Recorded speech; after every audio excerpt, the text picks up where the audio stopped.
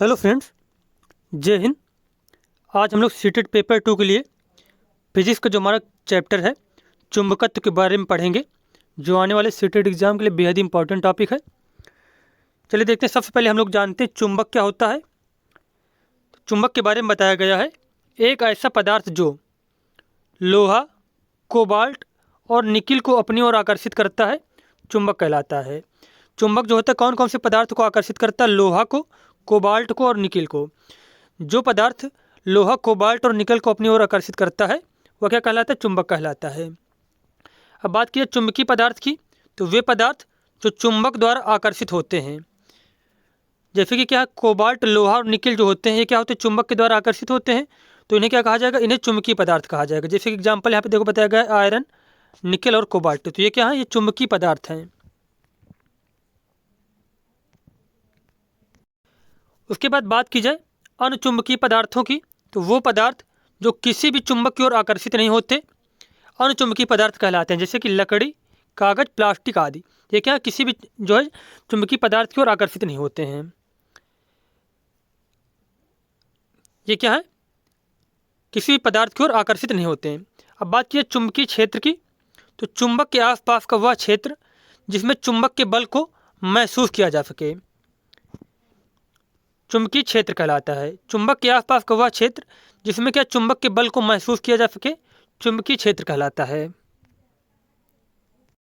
उसके बाद next heading है चुंबकीय क्षेत्र की रेखाएं। ये रेखाएं किसी चुंबकीय क्षेत्र की तीव्रता को दर्शाती हैं। चुंबकीय क्षेत्र की रेखाएं कौन सी होती हैं? जो चुंबकीय क्षेत्र की तीव्रता को दर्शाती हैं। वो रेखाएं जो है ये जो चुंबकीय क्षेत्र की रेखाएं क्या करती हैं? चुंबकीय क्षेत्र की तीव्रता को दर्शाती हैं। उसके बाद चुंबकीय क्षेत्र की रेखाओं के गुण क्या होते हैं? ये मोस्ट इंपॉर्टेंट है, बहुत बार पेपर में पूछा भी गया है।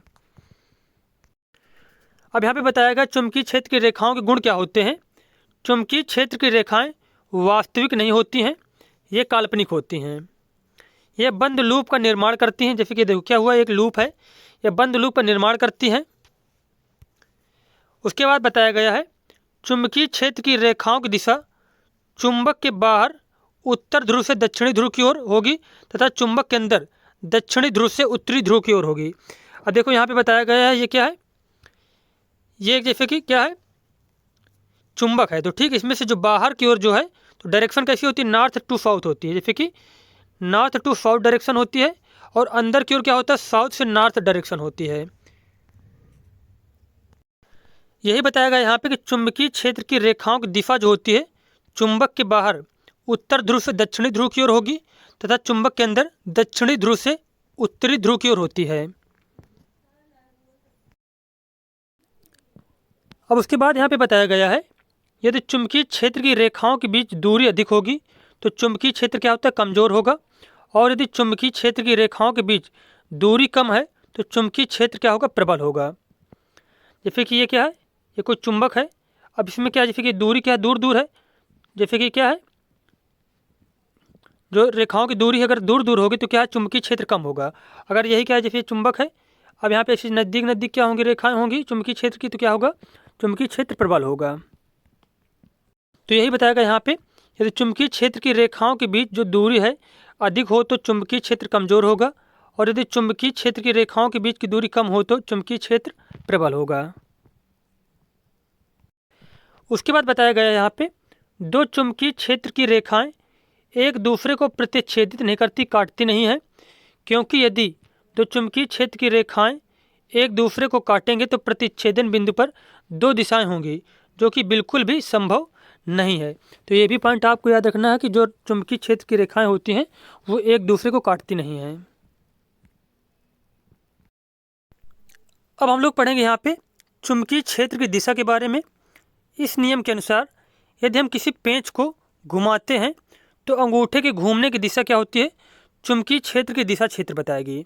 क्या होता है, जैसे कि कोई पेंच वगैरह आप लोग ले लोगे, जब उसको क्या करते हैं किसी बुल्ट में लगाकर क्या करते हैं, घुमाते हैं, तो अगर जब उसको अंदर तरफ घुमाया जाता है, जैसे कि जब कसा जाता है उसको, तो क्या होती है? अंदर की तरफ डायरेक्शन होती है उसकी चुंबकीय जो वो मतलब पेंच होता है। तो यही बताता है इसमें से जो मैक्सवेल का जो स्क्रू नियम है, मैक्सवेल का स्क्रू रूल यह बताता है कि यदि हम किसी पेंच को घुमाते तो अंगूठे के घूमने की दिशा चुंबकीय क्षेत्र की दिशा बताएगी। उसके बाद है एम्पियर के तैरने का नियम।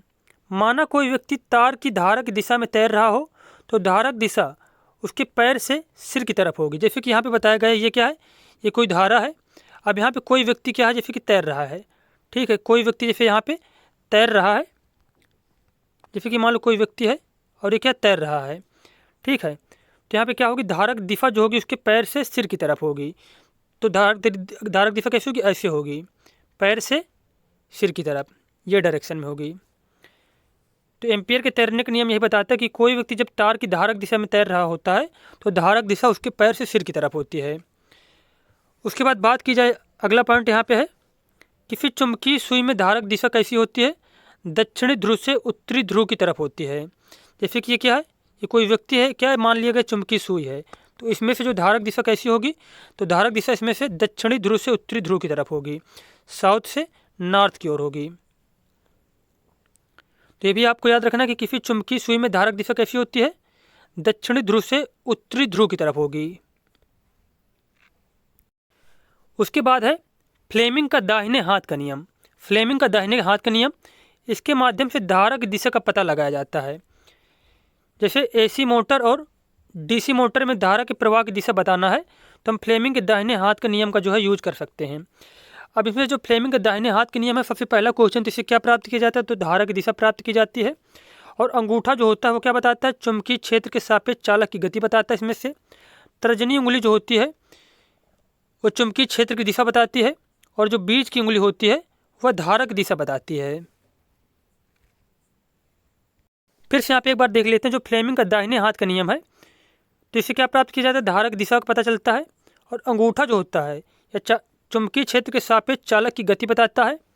तर्जनी उंगली जो होती है वह चुंबकीय क्षेत्र की दिशा बताती है, और जो बीच की उंगली होती है वह धारक दिशा बताती है। देखो ये यहाँ पे बना गया है, इसका जो फिगर बनाया गया है,